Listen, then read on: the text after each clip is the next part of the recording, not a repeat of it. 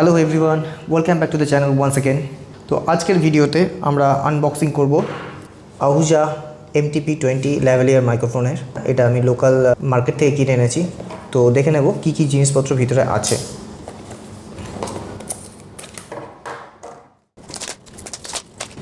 এই হচ্ছে বক্স, একদম অরিজিনাল হলোগ্রাম দেওয়া। আই গেস এখানে কোনো ডুপ্লিসিটির ব্যাপার নেই। কোথায় কোথায় সাপোর্ট করবে, smartphone, computer, camera, ideal for conferencing and interview, বাকি ডিটেলস। তো দেখে নিচ্ছি ভিতরে কী কী আছে। সুন্দর একটা পাউচ এবং সব কিছু এই পাউচের মধ্যেই আছে। Nice packaging. TRSS থেকে TRS অ্যাডাপ্টার, উইন্ড ফোম, আর প্রচণ্ড স্টাডিলি বিল্ড একটা মাইক্রোফোন। এরা এটাকে ইউনিডাইরেকশনাল ক্লেম করে, বাট আমাকে অডিও টেস্ট করে দেখতে হবে। এই হচ্ছে টোটাল সেট যেটা এই প্যাকেজের মধ্যে পাওয়া গেছে, এবং এদের যে উইন্ড ফোমটা দেওয়া আছে বা পপ ফিল্টার যেটাকে বলে, সেটা বেশ হাই কোয়ালিটির, কিন্তু প্যাকেটের মধ্যে থাকার জন্য দুমড়ে মুচড়ে গেছে। ল্যাভেলিয়ার মাইক্রোফোনের হেডটাও বেশ বড় সড়ো, প্রায় 1 সেন্টিমিটার ডায়ামিটার হবে। তো এটার অ্যাক্সেসরিজের কথা বললে, এটার একটা বিশেষ, এটা হচ্ছে একটা লম্বা নেক ব্যান্ড, যেটা আপনি গলাতে অ্যাজ এ নেকলেসের মতো গোল করে ঘুরিয়ে পরে নিতে পারবেন এবং মাইকটাকে গলার কাছে ঝুলিয়ে রাখতে পারবেন। মাইক্রোফোনের যে ক্লিপটা আছে সেটাও বেশ ভালো কোয়ালিটির। এই যে নেক ব্যান্ডটা দেওয়া আছে, নেক ব্যান্ডটা বলি বা এই ক্লিপটাকে বলি, এগুলো কিন্তু পার্ট বাই পার্ট সুন্দরভাবে খুলে নেওয়া যায়। এই যে ক্লিপটা এখান দিয়ে বেরিয়ে আসবে, নেক ব্যান্ডটাও এখান থেকে জাস্ট স্লাইড করে বেরিয়ে আসতে পারে। এবং এই যে মাইকটা কিন্তু ফুললি সার্ভিসেবল। এটাকে পার্ট বাই পার্ট খোলা যায়, যেমন এই টিপ পোর্শনটা থ্রেডেড, এর ভিতরে সুন্দর এত বড় একটা কন্ডেন্সার মাইক। পপ ফিল্টারের ভিতরেও একটা ছোট্ট নেট মেশ দেওয়া আছে, সেটা কিন্তু মেটালের। মাইক আপনার বাইরে বেরিয়ে আসতে পারে, আপনি এনি টাইম সার্ভিস করতে পারবেন। মাইক যতক্ষণ আপনার ঠিক আছে। আপনার এই নিচের পার্টটাও খুলে আপনি এই ক্লিপের অ্যাঙ্গেলটাকে চেঞ্জ করতে পারবেন। তো এই ছিল পার্ট বাই পার্ট ডেমনস্ট্রেশন। তো এরপর আমরা চলে যাব সাউন্ড টেস্টিংয়ে।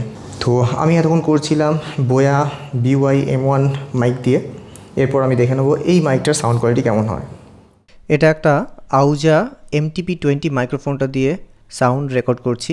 এটা আমি ঘরে বসেই করছি, ইনডোর সাউন্ড সেটআপ। এই সাউন্ড টেস্টটাতে এই মাইকের যত রকম পজিটিভ সাইড এবং ডাউন সাইডগুলো আছে সেইগুলো আমি তুলে ধরবো।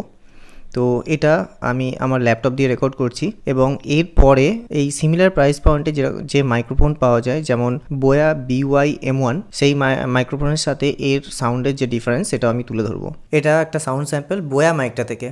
আমি এতদিন অবধি এই মাইকটা ইউজ করে শ্যুট করতাম। এটা আমি একটা সাউন্ড স্যাম্পল রেকর্ড করছি।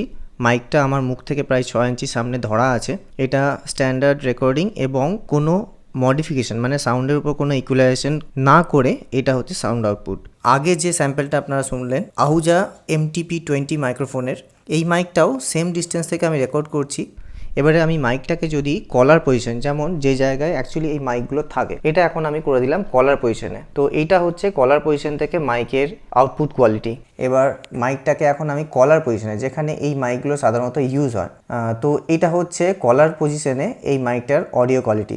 এবার যদি ডাইরেক্টিভিটির কথা বলি, যেটা এই আহুজা মাইকটার একটা পজিটিভ সাইড, এটা ইউনিডাইরেকশনাল, মানে অনলি সামনের দিক থেকেই এটা সাউন্ড ক্যাপচার করবে। মাইকটা আমার মুখের দিকে ঘোরানো আছে। এবার মাইকটাকে আমি ধীরে ধীরে একদম উল্টো দিকে ঘুরিয়ে দিয়েছি, একদম সেম ডিস্টেন্সে আছে মুখ থেকে প্রায় 6 ইঞ্চি দূরে।